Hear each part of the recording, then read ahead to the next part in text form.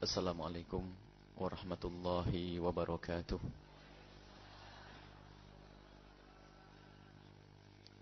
Alhamdulillah Ar-Rahman Ar-Rahim Al-Ghaffar Al-Karim Al-Latif Al-Jawad. Fasalatullahi wa salamuhu ala habibina wa syafi'ina wa maulana Sayyidina Muhammad Ar-Ra'ufir Rahimi Al-Mab'uthi rahmatan lil alamin Habibina wa syafi'ina wa maulana Sayyidina Muhammad wa ala alihi al-muttahharin wa ashabihi at-tayyibin wa tabi'ina lahum bi ihsanin ila yaumiddin. Ya Rahmanu ya Rahim irhamna wa ya Ghaffar ighfir lana ya Latifu ultuf bina wa ya Karim akrimna. Allahumma ya Rabbana inna nas'aluka al-jannata wa na'udzu bika ya Rabbana min sakhatika wan nar. Allahumma ya Rabbana wa ya Ghaffar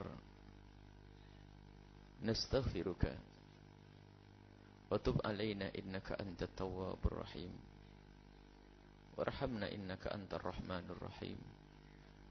Ukhsurna ya Rabbana yawmal qiyamati ma'a zumrati habibika Sayyidina Muhammad wa tahta liwa'ihi.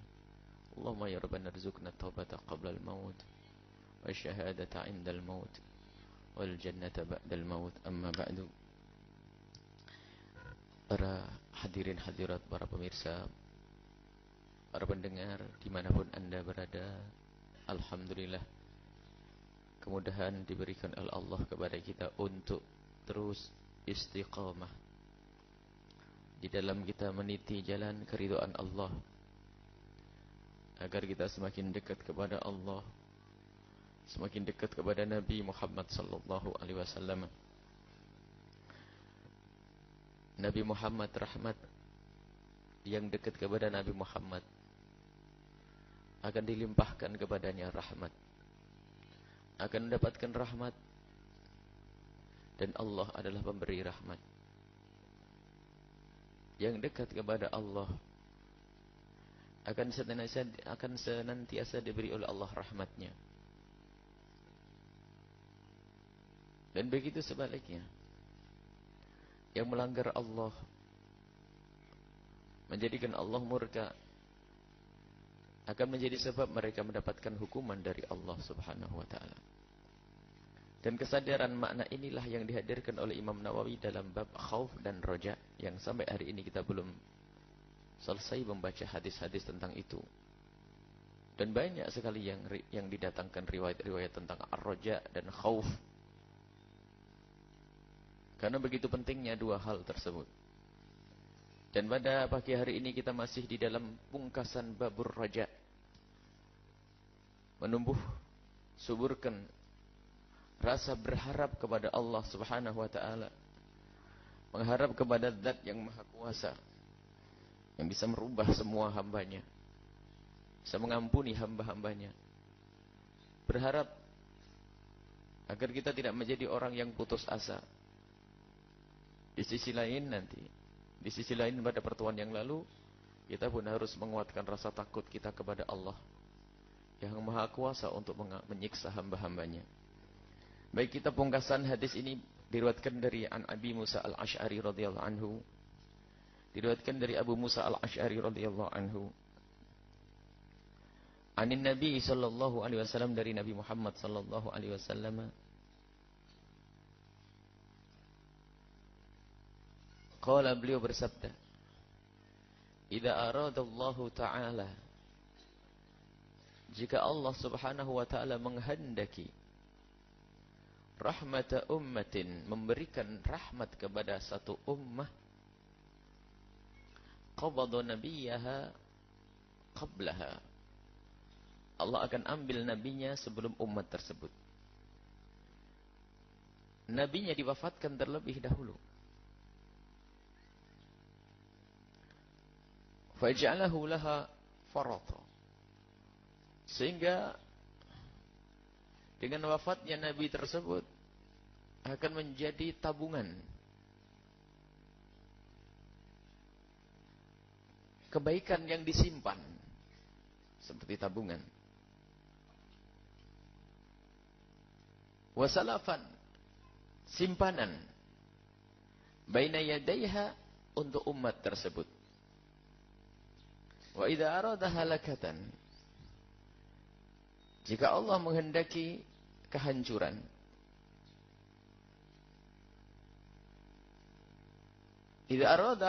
wa idza arada halakata ummatin, jika Allah menghendaki kehancuran satu kaum, satu umat, adzabaha, Allah berikan hukuman kepada umat tersebut. Wa nabiyuha hayyun, dan nabinya umat tersebut masih hidup. Fa ahlakaha, kemudian Allah menghancurkan umat tersebut.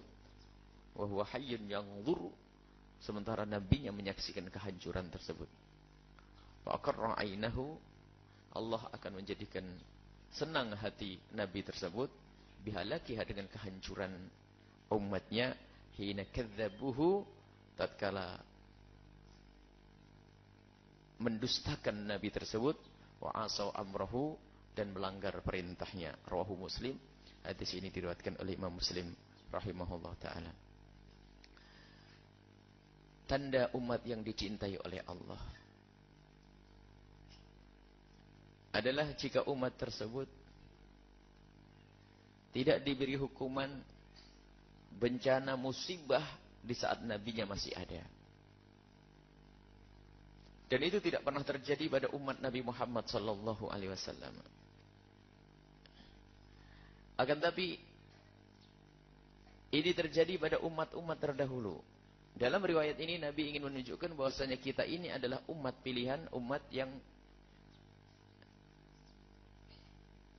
diberi rahmat oleh Allah lebih daripada apa yang telah Allah berikan kepada umat-umat terdahulu.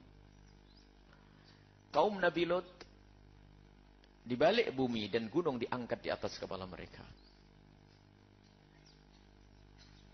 Kaum Nabi Musa diberi oleh Allah kiriman bencana.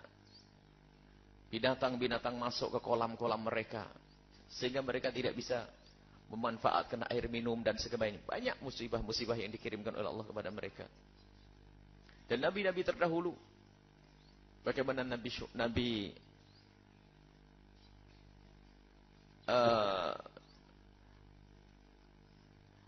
Lut, kemudian ada lagi Nabi Syuaib, Nabi Nuh. Nabi Nuh diperlihatkan oleh Allah di hadapan Nabi Nuh, umatnya tenggelam. Akan tapi umat Nabi Muhammad sallallahu alaihi wasallam tidak diberi oleh Allah musibah seperti itu. Ya, ada orang yang melanggar Nabi 1, 2, 3, tapi tidak akan didatangkan bencana massal. Jadi itu tanda kasih sayang Allah kepada umat ini, kepada umat Nabi Muhammad sallallahu alaihi wasallam. Ini pungkasan daripada hadis ini memberitahu kepada kita bahwasanya Allah telah memberikan keistimewaan kepada kita, maka berlombalah untuk menjadi benar-benar menjadi umat Nabi Muhammad sallallahu alaihi wasallam.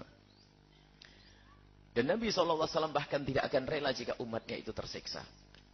Di dunia, kalau Nabi terdahulu berdoa, Nabi-nabi terdahulu berdoa akan dihancurkan umatnya agar sirna, agar diberi hukuman. Tapi Nabi Muhammad SAW bahkan di saat umatnya itu melakukan kezaliman yang sangat kepada Nabi SAW, ternyata hati Nabi pun masih menginginkan mereka tobat dan sadar, dan tidak menghendaki diturunkan azab kepada mereka. Kisah masyhur waktu Nabi di Taif. Nabi tidak menginginkan kehancuran kepada mereka. Itulah Nabi rahmat. Bahkan Nabi SAW sebab tidak akan diturunkan musibah kepadanya. Dalam Al-Quran disebutkan, wa makana Allah liyu'adzibahum wa anta fihim wa makana Allah mu'adzibahum wa hum yastaghfirun. Lihat, di saat ada Nabi Muhammad SAW, Allah tidak akan menurunkan musibah-musibah kepada mereka. Dengan adanya Nabi, maka tidak akan ada musibah yang diturunkan oleh Allah kepada mereka. Dan setelah Nabi tidak ada, maka Nabi telah mengajari kita untuk beristighfar agar tidak diturunkan musibah kepada kita. Wa maka Allahu mu'adzibahum wa hum yastaghfirun. Dan Nabi sallallahu alaihi wasallam, "Ma arsalnaka illa rahmatan lil alamin."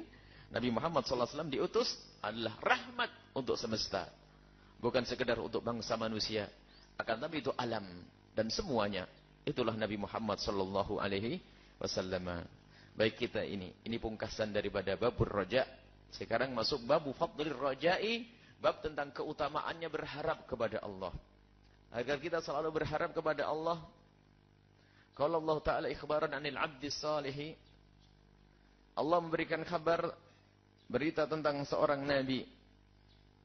Nabi Saleh, yaitu Nabi Musa.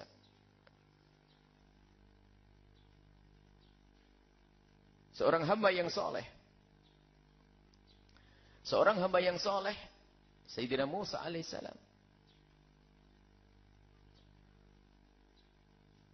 Wa ufawwidu amri ila Allahi innallaha basirum bil ibadi. Fawaqahu Allahu sayyiati ma makaru.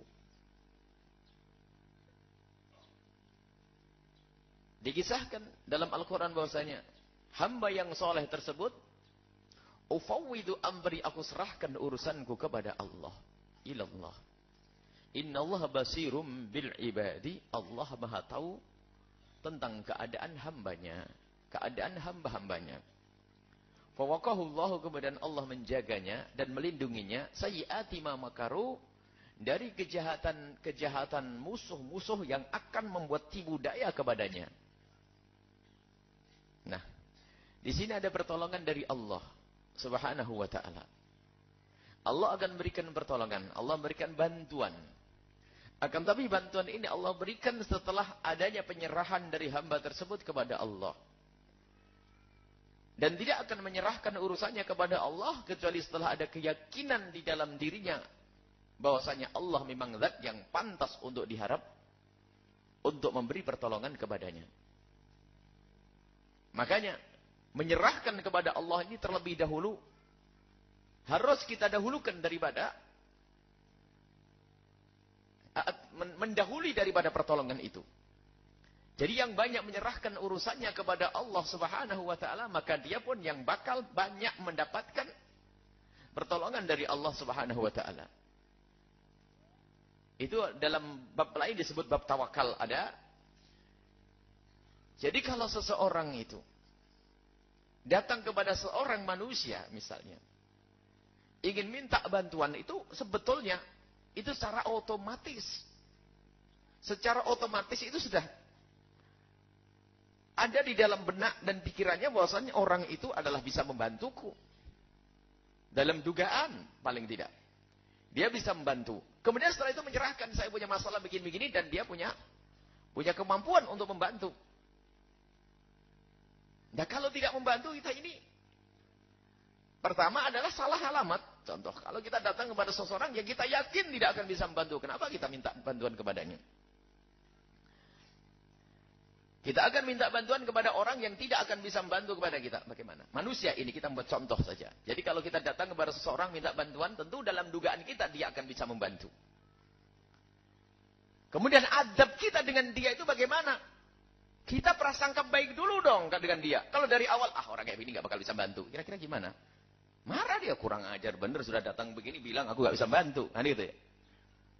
Mesti kita punya prasangka baik bahwa dia bakal bantu. Ini satu pangkat kita manusia, dengan manusia pun ada adab. Bagaimana dengan Allah pencipta kita? Maka kita besarkan harapan kita. Allah Maha Kuasa untuk membantu kita. Ufawwidu amri ilallah. Aku serahkan urusanku kepada Allah. Dan ini yang mengundang bantuan besar dari Allah Subhanahu wa ta'ala. Sehingga jika ada orang diganggu, tidak mengadu kepada manusia, mengadu kepada Allah, ini lebih dahsyat lagi, mengundang bantuan dari Allah Subhanahu wa ta'ala. Bantuan dari Allah, pertolongan dari Allah Subhanahu wa ta'ala. Mengadu kepada Allah, Allah innallaha basirum bil ibad. Allah Maha tahu tentang keadaan hamba-hambanya. Setelah kita menyerahkan urusan kita kepada Allah, ini dalam banyak hal. Urusan duniawi, ekonomi, gundahnya hati, jodoh, anak, segala macam. Maka biasalah kita mengadu kepada Allah. Allah tempat untuk mengadu. Allah Maha Kuasa untuk merubah semuanya. Allah Maha Kuasa untuk memberikan bantuan kepada kita. Maka ini yang harus kita hadirkan. Permohonan dan permohonan. Keyakinan dan keyakinan. Mengadu kepada Allah Subhanahu Wa Taala. Baru nanti kita akan memetik buahnya. Pertolongan dari Allah Subhanahu Wa Taala. Dan memang Allah memberikan pertolongan kepada hambanya yang tidak minta sekalipun ada. Akan tapi ternyata minta sendiri memohon kepada Allah. Adalah juga syariat dan itu pendidikan dari Allah Subhanahu Wa Taala. Ud'uni astajib lakum. Mintalah kepadaku. Aku akan beri kepadamu. Dan Allah Subhanahu Wa Taala, jika hambanya memohon kepadanya, Allah akan senang. Tapi kalau sudah hambanya tidak pernah butuh kepada Allah, maka Allah murka. Sadari makna ini. Maka teruslah dan teruslah memohon. Adukan segala permasalahan kita. Apa yang selama ini kita temui dalam kehidupan kita. Lihat. Apapun lihat. Urusan pribadi kita. Termasuk kekhusyuan kita dalam sholat. Kenapa sholat kok sholat susah banget khusyuk? Adukan kepada Allah Subhanahu Wa Taala. Karena Allah pemberi khusyuk. Kenapa hati kita kurang cinta kepada Al-Quran? Kenapa hati kita kurang cinta kepada Rasulullah Sallallahu Alaihi Wasallam? Kenapa hati kita kurang cinta kepada syariat Nabi? Kenapa kok aku belum bisa pakai kerudung yang rajin itu kan? Adukan kepada Allah Subhanahu Wa Taala. Kenapa aku masih melakukan sesuatu yang Allah tidak suka? Kenapa? Adukan kepada Allah. Ufawwidu amri ilallah. Aku serahkan kepada Allah. Sembari kita memohon kepada Allah, maka setelah itu baru fawaqahullahu, Allah akan berikan perlindungan, Allah akan berikan penjagaan. Baik, hadis berikutnya adalah hadis wa an Abi Hurairah, riwayatkan oleh Abi Hurairah radhiyallahu anhu. An Rasulillah sallallahu alaihi wasallam, dari Nabi Muhammad Rasulullah sallallahu alaihi wasallam, annahu qala, beliau berkata, qala Allah azza wa jalla, hadis qudsi. Allah Subhanahu wa taala berfirman, Ana inda dhanni abdi bi. Aku ini tergantung bagaimana hambaku mendugaku. Ini bab husnul dhon. Sehingga jangan sampai kita bahas bab masuk tafa'ul jangan sampai kita masuk bab tasya'um. Tasya'um itu prasangka buruk kepada apapun. Akan tapi hendaknya kita berprasangka baik terus. Dalam keadaan apapun, Allah Maha Kuasa. Mimpi buruk, tafsiri baik, sudahlah. Ada orang prasangka buruk kepada Allah Subhanahu Wa Taala. Gelas pecah saja mikir, kenapa Pak kok tiba-tiba pagi gelas pecah? Nasi, masak nasi, tiba nasinya hangus. Ada apa Pak? Nasi busuk. Jangan-jangan anak kita sakit. Sakit beneran karena kau berprasangka buruk kepada Allah tentang anakmu. Kalau ada nasi busuk, bilang ini jatahnya ayam ini. Wah, selesai. Orang biasa dengan prasangka buruk. Dan ini ada kebiasaan di kampung itu. Ada gagak kau, ada yang mati. Mati betul tuh saudaramu atau kerabatmu. Tidak usah berasangka, kau gagak. Memang gagak bisanya begitu. Gagak nggak akan bisa dia bernyanyi lagi. Bisanya kau gitu. Itu nyanyinya gagak. Burung gagak. Jadi berasangka baiklah kepada Allah Subhanahu Wa Taala. Ini jangan sampai kita berasangka buruk dalam kehidupan kita. Hidupnya dalam haid, dalam prasangka. Baik. Ana inda dhanni abdi bi. Aku tergantung bagaimana hambaku mendugaku. Subhanallah. Kalau baju kebalik, anggap saja wah dapat rezeki banyak. Kedutan kalau bahasa Jawa. Ini orang Jawa itu paling punya cerita macam-macam.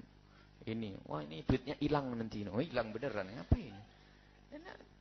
Ini dapat duit, ini lebih gede lagi gitu loh. Sudahlah, lupakan itu. Jangan pakai prasangka-prasangka buruk. Husnudzon kepada Allah Subhanahu Wa Taala. Wa ana ma'ahu haitsu yadhkuruni, maka Allah akan bersama orang tersebut selagi ia menyebutku. Allah. Kebesertaan Allah dengan pertolongannya. Kebesertaan Allah dengan bantuannya. Kebesertaan Allah dengan penjagaannya adalah di saat kita selalu berzikir kepada Allah Subhanahu Wa Taala. Maka biasakan dalam hidup kita untuk zikir. Menyebut nama Allah. Qiyama wa qu'udan. Berdiri duduk. Mu'ala junubihim. Dalam keadaan tertidur. Dalam keadaan baring. Maka hendaknya kita membiasakan lidah kita dengan berzikir. Senang. Sangat senang. Dan sangat senang kepada hamba yang menghadap kepada Allah dengan tobat. Kembali kepada Allah Subhanahu Wa Taala. Innallaha yuhibbut tawwabin. Tobat. Bukan sekedar Allah sedang dengan orang yang beribadah. Allah ngerti kita banyak salah. Allah tahu kita banyak dosa. Hampir setiap saat kita melakukan dosa. Sesaat dengan mata kita, sesaat dengan telinga kita, sesaat dengan lidah kita. Oh, Masya Allah. Akan tapi yang sadar itu lalu ngadep kepada Allah, memohon ampun kepada Allah. Allah senang. Inna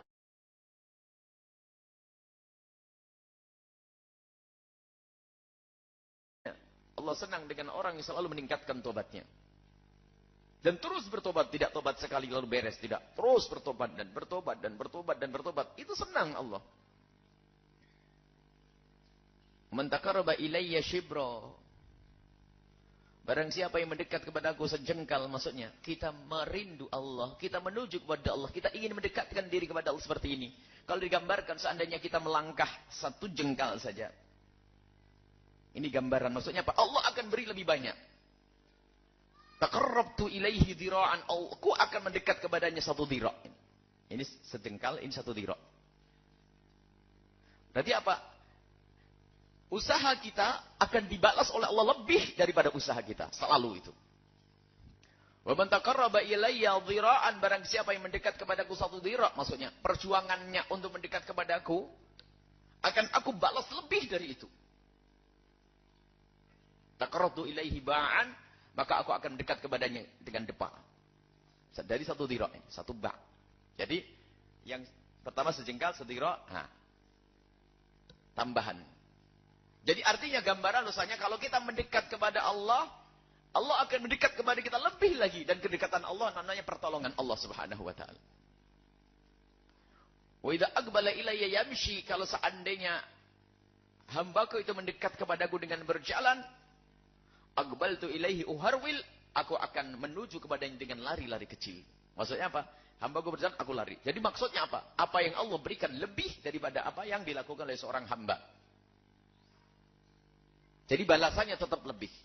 Tapi jangan digambarkan Allah mendekat dengan zatnya, dengan kita, lalu Allah berlari-lari, itu tajsim yang keluar dari iman. Maksudnya Allah akan beri lebih cepat lagi. Sehingga apa? Kalau kita menyambut seruan Allah, maka Allah akan kita. Kalau kita menyambut seruan Allah dengan kecepatan kita berjalan, maka Allah akan memberi dengan kecepatan seperti berlari. Maksudnya lebih. Sehingga itulah yang dia jadikan doa Nabi SAW. La nuthni, kami tidak akan. Alaika kama atnaita ala nafsik. Kami tidak akan bisa menyanjungmu ya Allah seperti kau menyanjung untuk dirimu sendiri. Pujian kita yang kita berikan untuk Allah tidak akan mampu, tidak akan bisa memenuhi, tidak akan bisa mencukupi dengan karunia yang Allah berikan kepada kita. Wa in ta'udu nikmatallahi la tuhsuha, kalau seandainya engkau ingin mensyukuri nikmat Allah, kau hitung nikmat Allah, kau tidak akan mampu. Karena apa? Selalu Allah memberi lebih kepada kita. Muttafaqun alaih, hadis diriwayatkan oleh Imam Bukhari dan Imam Muslim. Wa hadza lafdhu ihda riwayati Muslim, ini termasuk lafaz yang ada dalam satu riwayat di dalam hadisnya Imam Muslim. Wa taqaddama syarhu fil babi qablahu, syarahnya sudah lalu. Wa rawa fi sahihaini, dan telah meriwayatkan wa ruya fi sahihaini, diriwayatkan di dalam kitab sahihaini, kitab Imam Sahih Bukhari dan Sahih Muslim. Wa ana ma'ahu hina yadhkuruni, aku akan selalu bersama hamba kapan hambaku itu mengingatku. Bin nuni wa fi hadhihi riwayah haitsu bitta'i, dengan ta. Wa kilahuma sahih, dua-duanya adalah benar. Haitsu sama hina. Perbedaan lafaz tapi maknanya sama. Haitsu sama hina.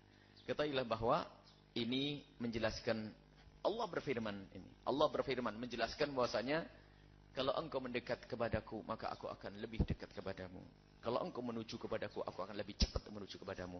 Kalau kau serahkan urusanmu kepadaku, maka aku akan beri pertolongan lebih cepat daripada kedatanganmu kepadaku. Maka ayo kita menuju Allah Subhanahu wa taala, berharap kepada Allah Subhanahu wa taala.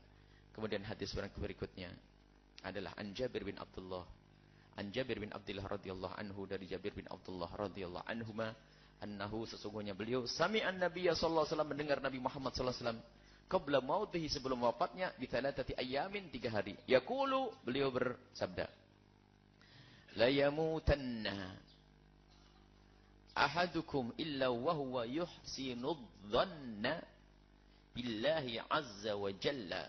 Rawahu Muslim. Awas. Jangan sampai salah satu dari kalian itu mati kecuali dalam hatimu ada prasangka baik kepada Allah. Husnudzon kepada Allah Subhanahu wa taala. Jangan sampai ada di antara kalian itu mati dalam keadaan kalian tidak punya prasangka baik kepada Allah. Apa prasangka baikmu kepada Allah? Allah akan mengampuni dosa-dosamu. Allah akan mengampuni dosa-dosamu. Allah akan berikan pertolongan kepadamu. Allah akan berikan husnul khatimah, terus minta kepada Allah. Jadi di saat menjelang ajalnya pun penuh harapan. Jangan sampai ada menjadi hamba yang putus asa di saat menjelang kematiannya. Sehingga perlu di saat orang mau mati, dekat ajalnya ditalkin Allah, Allah agar ingat Allah kalau Allah. Diingatkan kalau Allah Maha Kasih. Agar selalu mengharap kepada Allah Subhanahu wa taala. Selalu berharap. Kalau sudah putus asa, naudzubillah, macam-macam putus asa itu ada. Jika jarak jauh dari kematiannya, dia akan mempercepat kematian dirinya sendiri. Bunuh diri orang putus asa. Dan termasuk tanda orang yang bakal mati su'ul khotimah, lihat. Di saat kematiannya pun ternyata putus asa. Tidak mengharap pengampunan dari Allah Subhanahu wa taala. Jadi jangan sampai ada di antara kita putus asa. Selalu berharap dan berharap dan berharap Allah akan mengampuni dosa kita. Sebesar apapun dosa kita, kalau kita menghadap kepada Allah dengan penyesalan dan kesadaran, maka Allah akan berikan pengampunan sebesar dosa itu. Bahkan lebih dari itu. Seperti hadis berikutnya akan kita baca. Jadi ini, jangan sampai ada di antara kita putus asa. Na'udzubillah. Ada sebagian orang putus asa. Sehingga kalau saya maksiat, biarinlah maksiat. Saya sudah maksiat begini, mau gimana lagi. Saya sudah jelek, saya sudah kotor, saya sudah ini. Enggak. Sejelek apapun dirimu, sejahat apapun engkau, maka ketahuilah pengampunan Allah lebih luas dari kejahatanmu. Segeralah menghadap kepada Allah. Segeralah menghadap kepada Allah. Selagi nyawa masih dikandung badan, selagi yang namanya nyawa belum ada di tenggorokanmu, malam yughargir, maka pintu maaf akan dibuka oleh Allah Subhanahu wa taala. Sehingga jangan sampai ada yang putus asa. Tapi sisi lain jangan sampai kita suka menunda-nunda permohonan maaf kepada Allah, permohonan ampun. Awas. Jangan-jangan kita mati dalam keadaan belum berharap pengampunan dari Allah, maka termasuk orang yang tidak punya husnudzon kepada Allah. Sehingga istighfar, mohon ampun, penyesalan setiap saat harus kita hadirkan. Karena kita tidak tahu kematian kapan datang kepada kita. Maka harus setiap saat. Di saat kita menjelang tidur, maka hendaknya kita membiasakan tidur menghadap ke kiblat, punya air wudhu, kemudian kita membaca zikir-zikir, kalau bisa dengan posisi seperti orang yang di liang lahat. Agar kita ingat bahasanya mungkin saja kita mati saat itu. Sehingga kita tidak mengentengkan kemaksiatan karena barangkali detik itulah kematian kita. Kita tidak mudah melakukan kezaliman karena mungkin saat itu Allah mencabut nyawa kita. Lihat, kalau orang selalu sadar makna ini, pengharapan kepada Allah, maka lihat jauh dari kemaksiatan dan kehinaan. Yang berdosa pun mudah berhenti karena apa? Dia tahu bahasanya kematian bisa saja datang dalam keadaan dia belum bertobat. Alangkah mengerikannya. Berarti dia tidak punya harapan pengampunan dari Allah Subhanahu wa taala. Ini yang digugah. Hati kita digugah dengan cara ini. Imam Nawawi rahimahullah menghadirkan bab ini. Gugah hatimu. Allah Maha Pengampun. Jangan sampai ada yang putus asa. Segeralah menghadap kepada Allah Subhanahu wa taala. Wa Anas, dan diriwayatkan dari Sayyidina Anas radhiyallahu anhu, qala, beliau berkata, sami'tu Rasulullah sallallahu alaihi wasallam, aku mendengar Rasulullah bersabda, qala Allah taala, Allah Subhanahu wa taala berfirman dalam hadis qudsi, ya ibna Adam, wahai anak Adam, innaka ma da'autani wa rajautani, sesungguhnya engkau, apapun kau panjatkan dari doa-doamu kepadaku dan harapanmu kepadaku untuk aku ampuni, ghafartu laka, maka aku akan ampuni engkau. Ala makana minka wala ubali, apapun dosa yang ada padamu, karena engkau mengharap kepada wala ubali, dan aku tidak mikir lagi, aku tidak akan perhitungkan lagi, tidak akan hitung lagi sebesar apapun dosa itu. Lihat, begitu besarnya pengampunan Allah. Wala ubali, aku tidak melihat lagi dosa kayak apa itu, asalkan kau menghadap kepadaku, memohon kepadaku, mengharap kepadaku. Yang menjadi masalah adalah tidak mengharap kepada Allah. Dan itu sering kita lupa. Tidak menyesali dosa kita lalu mohon ampun kepada Allah Subhanahu wa taala. Kita lalai. Ya bena Adam, wahai anak Adam, Lau balaghat dzunubuka. Kalau seandainya engkau punya dosa yang mencapai ananas sama, waduh, ketinggian langit sana. Waduh, bukan segunung, gunung masih gitu. Sampai langit dosamu. Istaghfartani, engkau minta ampun kepadaku. Ghafartu laka, aku akan mengampunimu. Lihat, asalkan kita mohon ampun kepada Allah Subhanahu wa taala. Jadi tidak ada yang boleh putus asa. Ya ibn Adam, wahai anak Adam. Innaka, sesungguhnya engkau lau ataitani, jika datang kepadaku bi kurabil ardi. Kurabil ardi ini dengan sebanyak isi bumi ini. Maksudnya bumi dengan isinya gitu. Bi kurabil ardi. Khataya, dengan kesalahan-kesalahan. Tsumma lakitani, kemudian engkau bertemu denganku. La tusyriku bi, kau tidak menyekutukan aku. Bukan menjadi orang yang menyekutukan aku syai'an, dengan sesuatu apapun. La taituka bi qurabiha, niscaya aku akan beri kepadamu sebesar itu juga maghfiratan, pengampunan.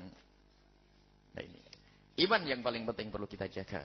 Nah, ini berkenaan dengan iman. Sekarang ada akidah-akidah yang mengeluarkan kita dari Islam. Akidah-akidah menjadikan kita keluar dari iman. Naudzubillah, hati-hati. Kelompok-kelompok akidah yang muncul akhir zaman tiba-tiba menjadikan kita keluar dari iman. Ada di antaranya Mujassimah, yang mengatakan Allah bertangan, Allah matanya, sampai gambarannya seperti orang duduk. Itu Mujassimah, keluar dari iman, menyekutukan Allah tuh. Ini ada kelompok yang keluar dari manhaj ahli sunnati wal jamaati asy'ariyati. Ada akhir zaman mengatakan Allah ada di atas langit sana tuh. Dengan takwilan yang macam-macam sampai digambarkan arsy paling gedenya Allah duduk di situ. Innalillah, naudzubillah. Itu keluar dari iman tuh. Sampai digambarkan oleh tokoh-tokohnya, ini adalah akidah yang sesat. Bahkan ini keluar dari iman karena menggambarkan Allah ada di atas arsy, sampai gambaran arsy adalah paling besar yang makhluk Allah. Jadi Allah ada di sana. Karena kalau tidak paling besar makhluk, nanti Allah diliputi oleh makhluk. Arsy paling gede dari makhluk, Allah ada di atas arsy. Nah inilah, takwil dari mana itu? Itu adalah orang aneh akhir zaman yang mengingkari takwil, tapi mereka masuk takwil ba'id, bahkan takwil fasid. Mereka mengingkari takwilnya ahli sunnati wal jamaati asy'ariyati. Sementara takwilnya ahli sunnati wal jamaati adalah dengan hujjah, dengan dalil yang lain, ahli sunnah wal jamaah asy'ariyah. Dengan hujjah yang lain, agar menyelamatkan orang daripada tasybih. Menyerupakan Allah dengan makhluknya, laisa kamitslihi syai'. Sudah begitu mereka membuat propaganda, kita yang sesat, ahli sunnah wal jamaah asy'ariyah yang sesat, naudzubillah. Orang buta tidak merasa dirinya buta, menganggap orang tidak bisa melihat semuanya, sementara dia tidak bisa melihat. Itulah kesesatan. Nah, ada lagi kesesatan, mengatakan ada nabi setelah Nabi Muhammad SAW, mengkafirkan umat-umat Islam. Termasuk ada kelompok yang saat ini mulai ramai di Indonesia, innalillah, yang mengkafirkan Sayyidina Abu Bakar As-Siddiq, mengkafirkan Sayyidina Umar bin Khattab. Nabi sudah mengancam, man qala li akhi ya kafir, kalau orang mengatakan pada saudaranya hai kafir, maka kembali kepada faqad ba'a biha, akan kembali dengan kalimat kekafiran kepada dirinya sendiri. Mengatakan syirik dan sebagainya. Apa itu semuanya? Iman tidak dibangun dengan mensyirikkan. Iman dibangun dengan mengkafirkan, tidak. Akan tapi lihat, para ulama-ulama terdahulu tidak masuk bab-bab semacam itu. Para a'immah madzhabul arba'ah, lihat. Toleransi yang dibangun oleh mereka dalam perbedaan pendapat. Mereka ngerti perbedaan usul, mereka ngerti perbedaan furu'. Tapi akhir zaman ini wala dikit-dikit syirik. Sampai akhirnya apa? Karena keluar dari Islam. Orang itu kalau orang muslim melakukan sesuatu yang dikatakan syirik, namanya murtad. Dan buah daripada hukum kemurtadaan. Dan apa? Dari kemurtadaan ini hukumannya apa? Dipenggal lehernya. Makanya ada pembantaian sekarang aneh-aneh. Orang Islam bantai orang Islam, lihat. Khawarij akhir zaman tuh dikit-dikit kafir, tawasul, syirik. Duh, kok enak bener tawasul syirik? Dari mana pensyirikan tawasul? Tawasul apa sih? Jangan mendefinisikan tawasul dengan akalmu sendiri. Akan tawasul adalah memohon tetap kepada Allah. Akan tapi membawa sesuatu yang dimuliakan oleh Allah. Apakah amal soleh atau orang soleh? Ada pendidikan dari Nabi SAW. Dan ada hujahnya. Dan dijelaskan oleh para ulama. Bukan saat ini waktunya untuk menjelaskan. Akan tapi ada orang yang modelnya kayak begitu. Merayakan maulid Nabi, ada yang sampai derajat bid'ah, sesaat mengatakan bid'ah, sesaat mengatakan syirik. Innalillah. Kok gampang bener tuh? Pabrik syirik. Gudang syirik, gudang bid'ah. Dari mana itu semuanya? Dikit-dikit mengatakan syirik. Aduh, tanyakan hujah kepada ulama. Mengagungkan Nabi SAW. Oleh Nabi tidak ada pengkultusan Nabi SAW. Ini termasuk masalah akidah. Karena apa? Mengatakan orang lain keluar dari iman. Sementara Allah maha luas dengan rahmatnya. Ada sekelompok yang mengatakan bahasanya apa? Punya anak dan Nabi setelah Nabi Muhammad SAW. Jadi kita menghukumi orang di ahli sunnah wal jamaah tidak biasa mudah mengkafirkan dia. Tidak ahli sunnah wal jamaah asy'ariyah khusus. Tidak akan mudah mengkafirkan siapapun. Akan tapi kalau ada sekelompok yang dikatakan oleh ahli sunnah wal jamaah asy'ariyah kafir, dikatakan kafir, mereka itu karena telah mendahului mengkafirkan kita. Contoh misalnya, kenapa kita hukumi Ahmadiyah kafir misalnya? Karena Ahmadiyah punya kaidah yang sangat jelas yang dikatakan oleh Mirza sendiri bahwasanya man amana bi Musa wa lam yu'min bi Isa wa amana bi Isa wa lam yu'min bi Muhammadin wa amana bi Muhammadin wa lam yu'min bi Mirza Ghulam Ahmad bi Ahmad fa huwa kafir misalnya. Nah ini salah satu kalimat. Kalau orang beriman kepada Nabi Musa kok belum beriman kepada Nabi Isa, tetapkah? Beriman kepada Nabi Isa enggak nerima Nabi Muhammad, hukumnya apa? Kafir. Lah beriman dengan Nabi Muhammad kalau belum bisa mengakui Mirza sebagai nabi, maka dia tetap kafir loh. Mereka mengkafirkan kita. Sehingga kalau ada orang ahli sunnah wal jamaah mengatakan ada kelompok lain kafir, bukan karena kita mengkafirkan mereka. Karena mereka terlebih dahulu membuat pemisah. Karena kita bukan golongan kaum muslimin. Wa qatilul ladzina yuqatilunakum dalam tazkirahnya misalnya Ahmadiyah misalnya. Wa qatilu. Perangilah mereka-mereka yang telah memerangimu. Ini siapa? Ternyata bukan orang-orang kafir. Dimasukkan kepada orang yang belum menerima Sayyidina belum menerima orang yang dianggap Nabi di akhir zaman. Contoh. Kemudian ada sebagian kelompok yang mengatakan Sayyidina Abu Bakar As-Siddiq kafir. Sayyidina Umar kafir. Sayyidina Umar kafir. Siti Aisyah dikatakan pelacur masuk rumahnya Nabi SAW. Innalillah. Gimana masuk akal bapak kita sendiri kalau dikatakan punya pelacur di rumahnya kita akan marah. Apalagi Nabi kita yang maksum, terjaga. Mana penjagaan Allah untuk Nabi Muhammad sampai keluarganya dinodai oleh seorang pelacur. Ini merendahkan Nabi tanpa disadari. Lebih dari itu dia telah merendahkan Siti Aisyah. Siti Aisyah, pilihan Nabi SAW. Ini kelompok seperti ini. Maka mereka itu kafir karena telah mengkafirkan orang lain. Jadi permasalahannya jangan sampai dibolak-balik. Ada sekelompok yang mengatakan kelompok di Yaman namanya pengikut Imam Zaid bin Ali. Zaidi.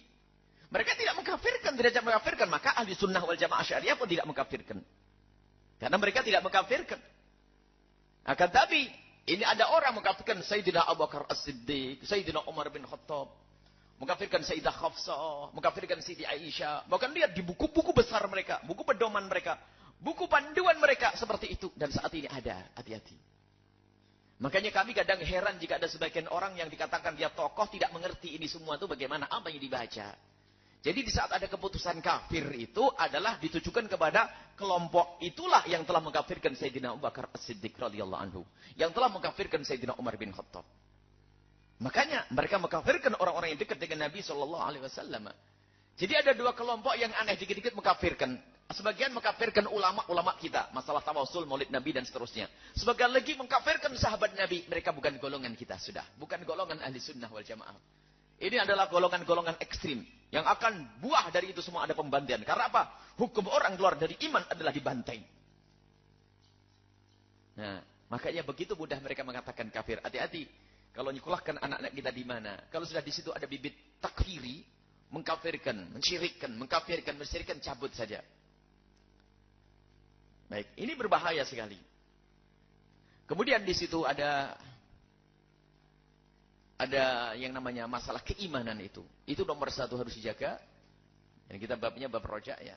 Babnya roja. Berharap kepada Allah Subhanahu Wa Taala. Akan tapi kita harapan kita tidak akan ada gunanya jika ternyata iman kita tidak kita jaga. Kita punya iman. Ayo kita jaga. Kita punya sekolahan, punya pondok akidah. Dan kalaupun Anda mau nyekolahkan anak, hati-hati. Kalau di situ sudah ada pertanyaan Allah di mana di atas langit, cabut anakmu dari situ. Harus kalau pengen selamat. Gimana di atas langit? Ini adalah masalah akidah. Kelihatannya sepele pertanyaan, tapi rentetannya kemana itu? Ada di ujung sana, ada pembahasan akidah yang sangat detail. Kalau di sekolah anak-anak kita itu ternyata sudah ragu dengan Sayyidina Abu Bakar, biarpun belum mencaci. Sayyidina Abu Bakar gimana? Sudah cabut sudah. Karena di ujungnya sana adalah pencacian itu nanti. Jadi kelompok-kelompok itu tidak akan terang-terangan. Biasanya awal-awal masih, Sayyidina Abu Bakar Siddiq gimana pendapatmu? Oh, Sayyidina Abu Bakar kok pakai mikir? Ngapain pakai mikir? Oh, orang besar, orang mulia setelah Nabi Sallallahu Alaihi Wasallam. Sayyidina Umar bagaimana? Oh, Sayyidah Aisyah bagaimana? Pilihan Nabi Sallallahu Alaihi Wasallam. Sayyidah Khafsah gimana? Nah, harus begitu. Kalau masih ragu, hati-hati. Cabut anak kita dari sekolah tersebut. Lihat, karena sebentar lagi anak-anak kita ada yang tamat SD, tamat SMP, tamat SMA. Kemana anak kita akan kita sekolahkan? Dan awas, anakmu mahal. Anakmu tuh mahal, jangan sampai anakmu nanti menuntut. Ya Allah, aku telah disekolahkan bapak ibuku ke sini nih loh. Sehingga aku mencaci maki Sayyidina Abu Bakar As-Siddiq, aku mencaci maki para ulama-ulama, aku dikit-dikit mengatakan syirik. Gara-gara bapak ibuku ini, jangan dimasukin neraka sendiri saya. Kita yang benar akidahnya masuk neraka juga. Harapan kita musirna. Maka tidak ada lagi di saat itu penyesalan. Tidak berguna lagi penyesalan saat itu. Saat ini ayo kita tata anak-anak kita. Awas hati-hati. Jadi sekarang ramai di sana sini masalah akidah-akidah. Memang begitu pergolak. Namanya dalam hidup di dunia seperti itu ada tantangan. Pada zaman-zaman terdahulu selalu ada akidah sesat menyesatkan. Zaman Sayyidina Imam Ali ada Khawarij. Nah, Khawarij itu berkembang sampai hari ini. Punya kaidah mudah mengkafirkan orang lain. Siap membaca Al-Quran menangis dirai air mata. Dan mereka sedang membantai umat Islam. Hadis Muslim. Akan tapi kalau ada orang kafir, dia mintanya kepada Allah saja. Tidak berani bantai sendiri. Ini cirinya Khawarij, paling senang dengan orang Islam. Khawarij orang ngaku Islam, tapi sedang bantai orang Islam. Termasuk yang membunuh Imam Ali, ahli surga Imam Ali. Yang membunuh Imam Ali yang dikatakan sebagai minal asra al-mubasyari dan bil jannati, orang yang diberi kabar gembira masuk surga. Yang membunuh Imam Ali adalah orang yang membaca Al-Qurannya bagus. Bahkan sebagian mengatakan dalam riwayat, orang yang membunuh Imam Ali, sholat di belakangnya Imam Ali. Dengan derai air mata setelah membaca Al-Quran. Jenggotnya masih basah, ternyata di sampingnya tombak, Imam Ali keluar di tombak. Ayo. Pakai Al-Quran membunuh Imam Ali. Karena apa? Salah aliran itu. Salah ini. Ini muncul sekarang ini. Aku punya negara Islam, tapi main bantai itu. Apa itu semuanya? Dan itu ada silsilahnya, sambungnya. Buku pedomannya siapa? Itu berangkat. Namanya orang menanamkan kebencian itu bertahap. Sesaat mengkafirkan sedikit. Ini syirik. Bid'ah dulu. Syirik. Ini udah gitu. Perlahan-lahan ini. Ini hati-hati dengan kelompok semacam itu, wahai ahli iman. Alhamdulillah. Kita ini punya akidah dari masa ke masa. Ahli sunnati wal jamaati asy'ariyati yang menjadikan Islam tersebar di penjuru Indonesia. Kalau Islam itu dibawa oleh orang-orang kayak begitu, nggak akan masuk di Indonesia. Bagaimana seorang juru dakwah yang datang dari negeri Yaman, Hadramut, kemudian pergi ke Gujarat, India dengan budaya yang beda. Sampai di India pun menjadi orang-orang besar di sana dan menikah dengan pembesar-besar di sana, termasuk di antara anak raja. Kemudian hijrah lagi, lihat, ke Indonesia, lihat. Sebagai orang baru datang ke negeri kita, lihat, nggak pakai senjata, akan tapi dengan akhlak yang mulia sampai menyebarkan Islam ke Indonesia ini, lihat, nggak pakai pengkafiran itu, lihat. Sehingga mbah-mbah kita kenal asyhadu alla ilaha illallah asyhadu anna Muhammadar Rasulullah. Akan dirubah, nggak bisa, jangan dirubah. Ini loh yang benar ini. Orang dahulu memasukkan orang kafir ke Islam. Sekarang orang Islam mengeluarkan orang Islam dari Islam. Ini aneh zaman sekarang ini. Dan sekarang harus ada ketegasan ini. Banyak sekolah-sekolah dibangun. Banyak sekolah-sekolah dibangun. Ternyata di dalamnya adalah menghantarkan anak-anak kita kepada kekafiran. Kekafiran yang pelan halus tadi. Baik, ayo kita kembali kepada akidah kita ahli sunnati wal jamaati. Akan tapi ingat dengan 5 identitas yang pernah kami sampaikan. Orang yang benar adalah seorang muslim. Di samping muslim dia harus berani mengatakan dirinya ahli sunnati wal jamaati.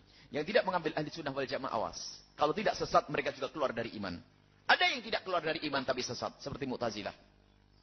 Orang harus Islam ahli sunnati wal jamaati. Ahli sunnah wal jamaah tidak cukup. Sebab ada orang sekarang ahli sunnah wal jamaah palsu. Dikit-dikit mengkafirkan orang ahli sunnah. Seolah-olah dia mau manhaj siapa dia? Ada manhaj salafi, manhaj ahli sunnah, manhaj ini. Ini adalah bohong manhaj siapa yang kau ambil? Manhajnya ulama-ulama ahli sunnati wal jamaati asy'ariyati. Ulama-ulama kita yang punya manhaj Imam Syafi'i punya manhajnya. Memang Imam Syafi'i datang sebelum Abdul Hasan Asy'ari. Tapi manhajnya Imam Syafi'i tidak beda dengan Abdul Hasan Al-Asy'ari. Jadi, yang punya manhaj adalah imam kita. Imam madhab. Manhaj dalam istinbat hukum memahami Al-Quran dan hadis Nabi SAW. Ada orang akhir zaman pakai manhaj. Kita perlu kembali kepada salaf. Manhaj salaf. Apa yang kau ketahui tentang manhaj? Manhaj siapa yang kau sebarkan? Itu adalah manhaj ulama-ulama. Dari madhahibul arba'ati yang dirubah. Kemudian diaku seolah manhajnya. Untuk memahami Al-Quran, ayat sifat manhaj siapa yang kau pakai? Yang mengaku dirinya adalah salaf misalnya. Manhaj siapa itu? Salafun soleh itu para a'immah madhahibul arba'ah adalah salaf. Dan mereka membuat rumusan-rumusan, kaidah-kaidah di dalam memahami Al-Quran dan hadis Nabi SAW. Kita harus zaman tegas saat ini. Kita tidak ingin ada orang terjerumus. Ada seorang bapak ibu khusyuk, setiap malam bapaknya berzikir, siang harinya kumpul dengan majelis ilmu, sesaat kumpul dengan majelis yasin, majelis waqiah, majelis ini, dikit-dikit ketemu anaknya, bapak bid'ah masuk neraka. Enak bener nih. Ini musibah. Membatasi amalan-amalan yang dibuka oleh Nabi SAW. Allah SWT bid'ah sesat dan menyesatkan. Diskusikan kepada para ulama. Konflik zaman sekarang semakin rancuh di saat kalimat-kalimat seperti itu dipakai oleh orang-orang yang awam. Orang awam sudah berani membid'ahkan. Baik. Nah ini hal-hal yang semacam ini. Anak-anak kita. Anak-anak sekolah kita di mana? Belajar kita dengan siapa? Harus kita perhatikan. Jangan sampai kita membiarkan anak-anak kita terjerumus. Pilihan sekolah yang tepat. Harus tahu akidah. Ahli sunnati wal jamaati asy'ariyati harus kenal dengan mazhab asy'ari. Makanya kalau ada buku yang mengatakan siapapun dimanapun tempatnya dan penulisnya siapapun, kalau ada yang mengatakan asy'ariyah adalah sesat, misalkan dibakar buku itu, lihat. Ulang manhaj semuanya ini termasuk Imam Nawawi yang dibaca bukunya di mana-mana, beliau asy'ari. Bagaimana ke ulama Asy'ariyah dikatakan sesat? Ya. Coba buku yang katanya punya manhaj hebat, katanya adalah membebaskan kesyirikan kafiran, lah kok Asy'ari dikeluarkan dari manhaj yang benar. Itu langsung jadi bakar buku itu karena buku fitnah itu. Lihat dimanapun berada. Mahalnya kayak apa? Sebab kalau Anda menyimpan di rumah Anda mati belum sempat pesan kepada anak Anda baca, Anda masuk neraka bersama anak Anda. Harus tegas dalam hal ini. Awas buku-buku yang berani mengatakan Asy'ariyah. Asy'ariyah adalah keluar dari akidah yang ahli sunnah wal jamaah. Asy'ariyah keluar dari kebenaran, maka langsung saja dirobek buku itu dan dibakar. Awas. Ini ada tersebar. Mengatasnamakan manhaj sahabat Nabi SAW. Mengatasnamakan manhaj salaf. Ini kok ada agama kayak begitu. Sementara kalau sudah menyebut Asy'ariyah itu siapa yang enggak ke bawah? Kalau kita menyebut ulama Asy'ariyah dari masa ke masa, bingung kita mengeluarkan dari Asy'ariyah. Imam Nawawi yang Riyadhus Shalihin dibaca oleh mereka juga yang katanya mengkafirkan orang lain. Itu juga baca Riyadhus Shalihin.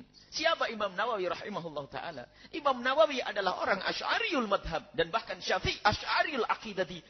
Syafi'ul madhabi, Syafi'ul madhab. Bahkan Amirul Mu'minina fil hadithi Ibnu Hajar al-Asqalani adalah Asy'ari. Siapa lagi ayo? Orang-orang besar. Sebut nama orang-orang besar. Mereka juga Asy'ari. Lah kok dikeluarkan? Artinya membuat fitnah. Makanya buku yang mengatakan Asy'ari adalah keluar dari akidah yang benar, itu buku fitnah. Karena apa? Akan menghancurkan umat ini. Karena umat ini semuanya adalah Asy'ari rata-rata. Asy'ari. Coba kalau kita pergi ke Maroko Asy'ari, ke Mesir Asy'ari, Azhar Syarif Asy'ari. Sebelum kemasukan virus-virus Asy'ari. Bahkan salah satu imam besar Syekhul Azhar pada masa yang lalu menjadi besar adalah Syekhul Islam siapa? Imam Al-Baijuri. Yang dia punya syarah akidah Asy'ari dengan panjang lebar. Jauharatul Tauhid syarahnya itu, lihat. Imam Al-Baijuri. Siapa beliau? Adalah Asy'ari. Ayo, mau diingkari kayak begini. Asy'ar besar. Dunia, ulama dunia Asy'ar. Keluar ulama-ulama besar dunia dari Asy'arus Syarif, dari Al-Azhar. Syekhul Islamnya adalah Asy'ari. Lah kok mau ditolak? Aneh ini. Muncul universitas baru di luar Mesir. Dikit-dikit mengatakan kafir, itu akan mengatakan lebih hebat. Enggak ada itu. Hati-hati. Jadi Asy'ariyul madhabi itu dari mana? Asy'ariyul aqidati. Ini ada, kalau ada buku yang mengatakan Asy'ariyah itu adalah keluar dari kebenaran, langsung buku itu dibakar karena tidak akan berguna. Kita tinggal di perpustakaan, kita pun takut dibaca cucu kita. Dipikir cucu kita ini bacaan mbahku. Sementara cucu Anda sangat fanatik dengan Anda. Oh, bacaan mbahku dibaca. Akhirnya cucu Anda sesat. Bakar buku itu sudah. Hati-hati. Semoga semuanya bisa umroh. Amin. Tapi kalau dikasih buku-buku yang aneh, tidak usah dibawa, berat-berati saja. Bawa Qur'annya saja, lihat. Karena ada buku tiba-tiba dibaca, loh ini kok salah akidah saya, no, kafir, ini nggak benar, ini rugi. Kalau bawa Qur'annya saja dikasih hadiah Qur'an. Dan ini kalimat kebenarannya harus kami sampaikan. Karena insya Allah ini ahli umrah semua dan ahli haji. Bawa kurma saja sudah, tidak usah bawa buku yang aneh-aneh. Lihat. Kalau tidak disampaikan begini, sebab kadang-kadang orang awam itu sangat, Masya Allah, fanatik dengan Mekah. Memang harus fanatik dengan Mekah, tempat dipikirnya buku barokah dari Mekah. Disimpan, dibaca. Enggak pernah baca buku kecuali setelah umroh. Bukunya ngaco, ayo. Rugi sudah bawa, itu setengah kilo itu. Sementara jatah Anda hanya 10 kilo. Bawa buku yang merusak. Kan tambah ada karu-karuan, mau merusak rumah kita. Ada kaset-kaset dikasih. Enggak ada perlunya. Karena kita perlu manhaj. Yang benar, akidah yang benar. Lihat, supaya kita bisa ini mendapatkan pengampunan dari Allah Subhanahu wa Ta'ala. Kalau tidak, kita akan sia-sia. Enggak akan dapatkan pengampunan dari Allah Subhanahu wa Ta'ala.